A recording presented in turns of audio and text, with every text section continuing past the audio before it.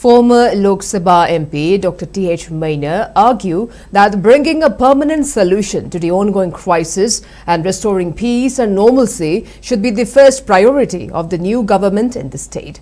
He was speaking at the 8th Foundation Day celebration of an all-age home at Lounging Atoba in Imphal West District.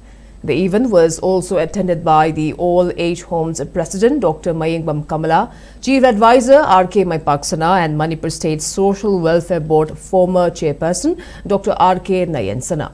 Speaking further, Dr. Meinya underlined the vital need to allow free movement on national highways, noting they are the only lifeline for all communities and that restricting them severely affects the state's economy.